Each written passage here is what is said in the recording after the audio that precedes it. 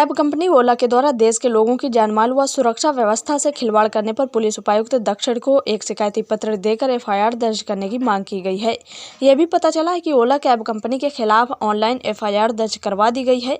साकेत नगर निवासी संजय कटियार ने पुलिस उपायुक्त दक्षिण से मुलाकात करने के बाद प्रेस वार्ता में बताया कि देश के अनेक राज्यों के तमाम जिलों से प्रकाशित समाचार पत्रों, न्यूज पोर्टलों व डिजिटल प्लेटफॉर्मों के माध्यम से प्रसारित खबरों से उन्हें जानकारी मिली है कि गुजैनी थाना अंतर्गत वरुण विहार निवासी भारतीय प्रेस परिषद के सदस्य श्याम सिंह पंवार विगत दिनांक 19 अप्रैल 2023 को मुंबई से कानपुर आए थे। उन्होंने चकेरी एयरपोर्ट से वरुण विहार के लिए ओला ऐप के माध्यम से एक टैक्सी यानी कार की बुकिंग की थी, जिसका नंबर UP 78 FN 5980 था। किंतु जब वो अपने घर के पास यात्रा करने वाली टैक्सी से उतरे और उन्होंने देखा उस टैक्सी का नंबर UP 74 T 5446 था। श्री कटियार ने यह भी बताया कि समाचार पत्रों, न्यूज़ पोर्टलों और डिजिटल प्लेटफॉर्म के माध्यम से प्रसारित खबरों व वायरल हुए एक वीडियो में यह भी पता चला है कि UP 78 FN 5980 नंबर की कार वर्षों से अरमापुर स्टेट में दुर्घटनाग्रस्त हालत में खड़ी है। यह भी बताया कि मिली जानकारी के अनुसार कार की फिटनेस 16 जनवरी 2021 तक, इंश्योरेंस 15 जनवरी 2020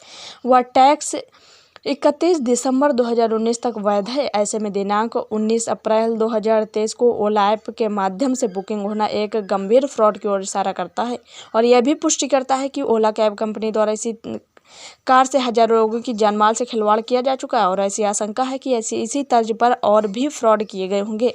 आज के डिजिटल युग में इसे कोई चूक नहीं कह सकते, बल्कि कंपनी द्वारा कमीशन के लालच में शहर के लोगों की जानमाल के साथ जानबूझकर खिलवाड़ किया जा रहा है। श्री कटियार ने यह भी बताया कि कानपुर नगर में ही नहीं बल्कि अन्य शहरों में भी ओला कैब कंपनी से संबद्ध गाड़ियों में अनेक मानकों का पालन नहीं किया जा रहा है, जैसा कि दिल्ली, मुंबई आदि महानगरों में देखने को मिलता है। श्री कटियार ने एक बड़ा सवाल उठाया है कि अगर किसी भी तरह की अनहोनी घटना घटित हो जाती है तो इसका जिम्मेदार कौन होता है? ओला कैब कंपनी, दुर्घटनाग्रस्त हालत में अरमापुर स्टेट में खड़ी कार का मालिक, कार चालक या यात्रा कराने वाली कार का मालिक? संजय ने कहा कि मेरा मानना है कि उपरोक्त सभी पक्ष संगठित होकर और रुपया कमाने के लिए जानबूझकर कूटरचित तथ्यों का सहारा लेकर ओला ऐप के माध्यम से बुकिंग कर यात्रा करने वाले व्यक्ति या व्यक्तियों की जानमाल के साथ खिलवाड़ कर रहे हैं। ओला द्वारा अगर इस तरह से धांधली की जा रही तो ऐसे में किसी भी तरह के अपराध को, यहाँ तक कि आतंकी हमलों तक को आसानी से अंजाम दिया जा सकता है।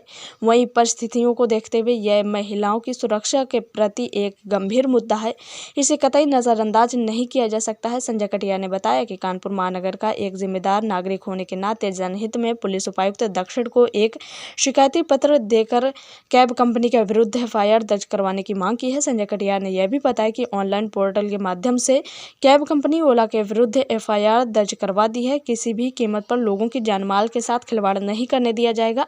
श्री कटियार ने यह भी कहा कि अगर पुलिस अधिकारियों ने कार्रवाई नहीं की तो माननीय न्यायालय में जनहित याचिका दायर करेंगे। देखिए रिपोर्ट। आरोप पड़ रहा था विगत कई दिनों से, सोशल मीडिया में चर्चा हो रही थी, मगर मैं देख रहा था कोई ऐसा लग रहा था कुछ संज्ञान नहीं ले रहा या क्या कुछ हो नहीं रहा। जनता की इतनी बड़ी प्रॉब्लम है, कभी भी घटना दुर्घटना हो सकती है, कोई भी अपराध हो सकता है, लूटपाट हो सकती है, महिलाओं के साथ कोई भी घटना घट सकती है। मगर गाड़ी पता चला जब ढूंढने चलेगी पुलिस तो कोई भगवान नहीं होती, तो पुलिस कहेगी UP 74 नंबर ढूंढो, UP 74 पता चला थाने में जमा और गाड़ी आई थी UP 76, तो आप कैसे ढूंढेंगे? तो ये निश्चित रूप से अगर फर्जी तरह से कोई चीज़ चल रही है तो उसको बिल्कुल तत्काल रूप से ख़त्म होना चाहिए। तो मैंने आज पुलिस प्रशासन को जगाने का कार्य करने मैंने कहा आप इसको देखिए, तो मैंने एक लिखित शिकायत पत्र दिया है और सारे प्रमाणों के साथ दिया है। जितने भी अखबारों में आप मीडिया बंधुओं ने जो भी चलाया है सारे का मैंने उसको उनको पूरा बंच बना कर दिया है और उन्होंने आश्वासन दिया है कि हम इसको मुकदमा दर्ज करके जाँच वगैरह करेंगे, ऐसा भी मुझसे कहा है। इससे पहले भी अपनी इसका लेकर के मुकदमा दर्ज करने को बात की गई थी, लेकिन अभी तक मुकदमा नहीं दर्ज हुआ। मुझे और विषय कोई संज्ञान नहीं, मैंने अपना आज विषय समझा है, मैंने अपना रखा है, मेरा और किसी विषय से ताल्लुक नहीं। आज आप कहाँ पर आए हैं? मैं आज DCP साउथ के कार्यालय में आया हुआ था। DCP तो नहीं, ACP महोदया मिली है। इन्होंने कहा हम जाँच गहरे से जाँच करा रहा हूँ, मुकदमा दर्ज करेंगे, ऐसा ACP महोदय ने कहा।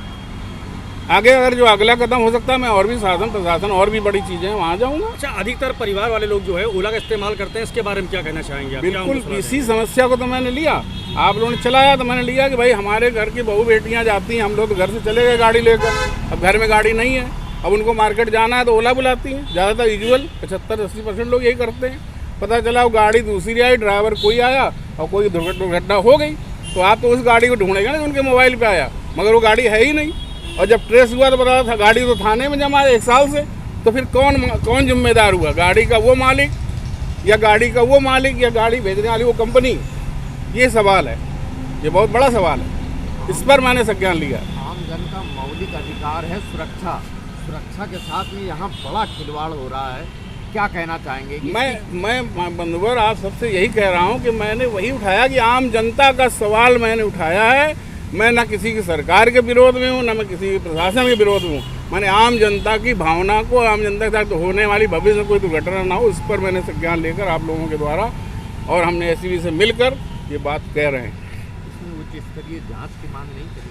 पूरा किया, जांच की मांग भी की, मुकदमा लिखिए, मैंने ये भी मांग की है, मुकदमा लिखिए, जांच करिए, जो भी उचित संवैधानिक कार्रवाई हो सकती है वो होनी ही चाहिए और जनता की सुरक्षा के सुनिश्चित की जानी चाहिए। इस विषय में मैंने कहा है, आम नागरिक की सुरक्षा का काम कोई भी सरकार हो, कोई भी लोग हो, कोई पार्टी को नहीं चाहती, तो उस पर मैंने विषय उठाया।